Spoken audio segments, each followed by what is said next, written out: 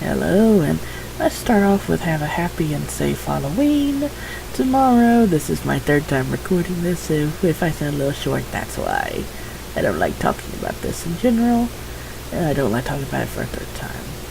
First off, what I'm working on today is a sketch I uploaded into Photoshop of a nightmare for Drawtober.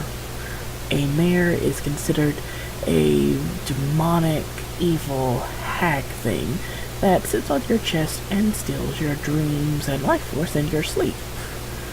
Not pleasant, not pretty. Yeah. So this time we're talking about supernatural and my personal experiences with it. To start off, I am, or at least I wasn't a psychic. I was not sensitive to this stuff. I just seemed to attract it. There were shadow figures when I was younger. I've had things thrown at me. And it's just an overall not happy experience for me. Before realizing that this place was haunted and we were dealing with something, there was a lot of history of anger and depression in this house. Objects would go missing or move, and no one would know where or why, and you'd never really believe people when they say, no, I didn't move it, no, I didn't touch it, it should be where you left it, but it never was, type of thing. Well, when I was in high school, my mom decided she's going to contact a psychic in the family. This psychic is supposed to be really good. We know her personally, and so my mom takes her at freaking face value. This psychic tells her, oh, it's your daughter's grandfather. He leaves during the day, probably following one of you, and he's just there to try and protect and keep everyone safe. But there's one thing. He loves you, really likes you, likes being near you, but he hates your daughter. You think that would have been a red flag right there, because why would someone hate their only grandchild that they just loved and adored in life? Because I still am the only grandchild, and my grandparents loved me and I loved them in life.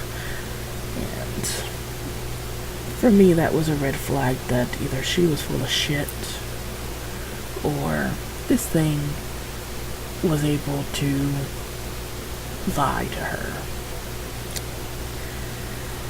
Which has led me to not really trust the word of psychics in general at all anymore. I'm sorry if you are one, but I think you're either full of shit or you're being lied to because of this. This knowing about it, us knowing, it led to me being attacked, stalked. I woke up with scratches and bruises in places that I could not reach. I was constantly suicidal. Items were thrown at me. Unplugged items were turned on when I would walk near them, which, of course, scared the living shit out of me. Because when you're walking by, you don't expect something to just randomly turn on. Like, oh hey, I'm right here. Not fun, not fun. One of the most notable experiences I had didn't just affect me, but it also affected my then boyfriend, Sal. We were Skyping over Skype and talking and playing WoW, and then all of a sudden there started to be this little bit of static in the headphones. I thought the wires were just screwed up, so I started playing with them, and then all of a sudden there was a loud screaming, not behind me, but in my headphones. Only issue is I wasn't the only one who heard it this time.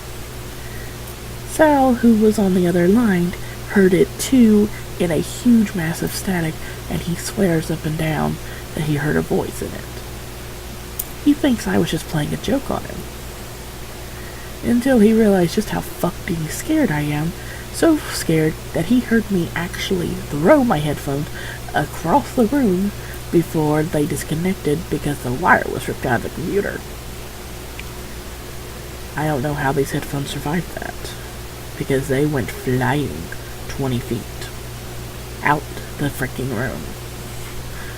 Because I didn't want to hear that again.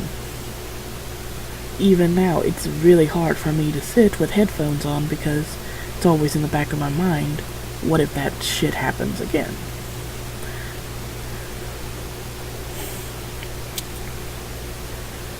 But pretty much just easy to say that freaked him out, and it freaked me out a good bit.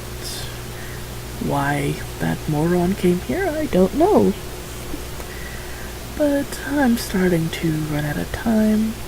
These videos are super short.